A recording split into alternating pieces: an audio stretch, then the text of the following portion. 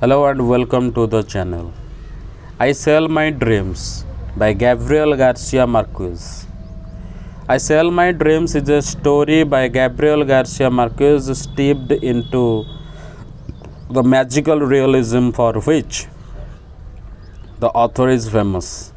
The narrative follows the protagonist's recollection of his encounters with Frau Freda, a mysterious woman who possesses an extraordinary ability to dream the future. The opening incident in Havana. The story begins with a shocking event at the Havana Rivera Hotel, where, during breakfast on the terrace, a massive wave strikes the hotel. The wave is so powerful that it sweeps several cars, embedded in one into the side of building, shattering windows and throwing tourists into the air. The damage is severe, but the cheerful Cuban volunteers, along with the fire department, managed to clear the debris in less than 6 hours. While people assume that the car stuck in the hotel wall was just a parked one, the discovery of a woman's body behind the steering wheel shocks everyone. The woman, a housekeeper for the new Portuguese ambassador, had been killed in the accident. She wore a peculiar gold ring shaped like a serpent with emerald eyes. The protagonist reads the report but is particularly intrigued by the ring, which sparks memories of a woman he met 34 years ago in Vienna. First encounter with Frau Freda. The protagonist recounts meeting Frau Freda in Vienna during his time there as a young man. At that time, Vienna was an old imperial city caught between the two world powers left after the Second World War. The city had become a hub for espionage and black marketing, and it was there that the protagonist met Frau Freda. She was an Austrian woman who had been born in Colombia and had moved to Austria as a child to study music. She was in her 30s at that time but was already showing signs of aging. Despite not being conventionally attractive, she was charming and carried herself with an air of mystery. Frau Freda, who was known by the Latin American students as Frau Freda, a tongue twister in German, was highly intriguing due to her claim that she could sell her dreams. Her unique talent was that she could interpret dreams with an uncanny precision. She began her career as a dream interpreter as a child when she predicted that her brother would choke on a caramel despite her mother's warnings. After that, Frau Freda began to take her dreams seriously, believing they were prophetic. She had learned to interpret the future by the time she was an adult. Eventually, she began working for a family in Vienna, interpreting their dreams at breakfast and shaping the course of their lives with her interpretations.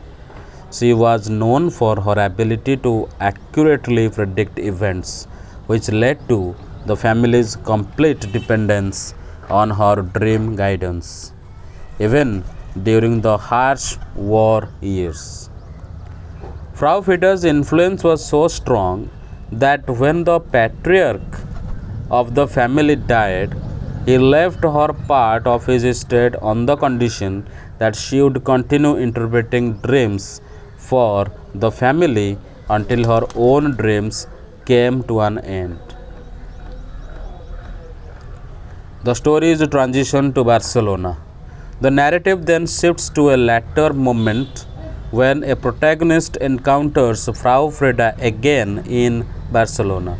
This meeting occurs on the day that Pablo Neruda, the famous poet, arrives in Spain for the first time since the Civil War. Neruda and his wife meet the protagonist and his group at a second hand bookstore where they search for rare books. Neruda, who is described as both refined and gluttonous, shares a meal with the protagonist, during which he notices a woman staring at him from across the room.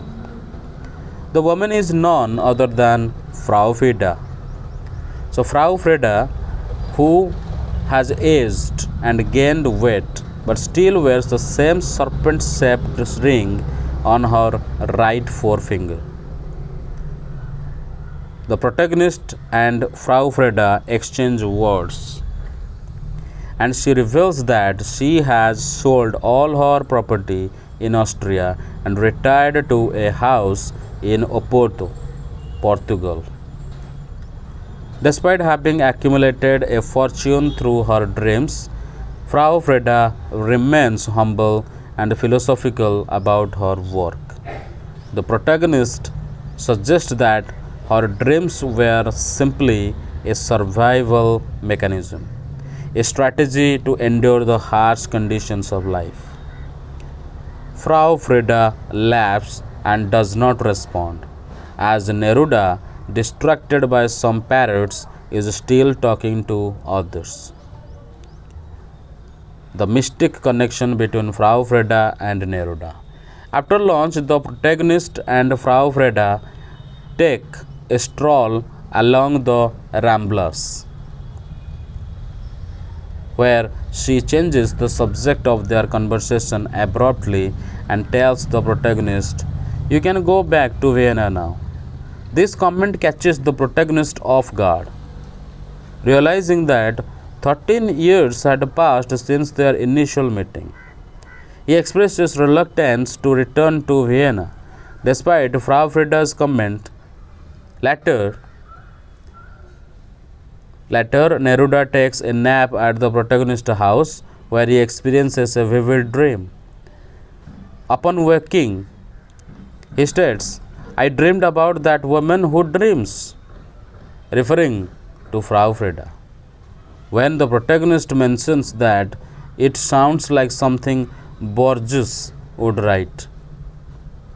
Neruda is surprised to learn that Borges might have already written about such an experience. As the group prepares to say goodbye to Neruda, Frau Frida shares a parting remark, "I dreamed about the poet." She goes on to explain that she dreamed that Neruda was dreaming about her, which adds another layer of mysticism to their connection. The protagonist is astounded by this coincidence, while Frau Frida remains unaffected, as though dreams of this nature are normal to her. The conclusion. The story ends with the protagonist learning of a woman who died in a tragic accident in Havana. Upon hearing the details of the incident and the woman's snake ring, the protagonist suspects a connection to Frau Frida. Months later, he questions the Portuguese ambassador, who reveals that Frau Frida had been a remarkable woman, but that she never did anything other than dream. She lived a life guided solely by her dreams, and the ambassador's final words about her reveal her profound and mysterious nature. She dreamed. The story explores the themes of destiny, the power of dreams, and the fine line between the real and the unreal. Frau Frida, a woman whose life was dictated by her prophetic dreams, becomes a symbol of how the intangible and mystical can shape human existence.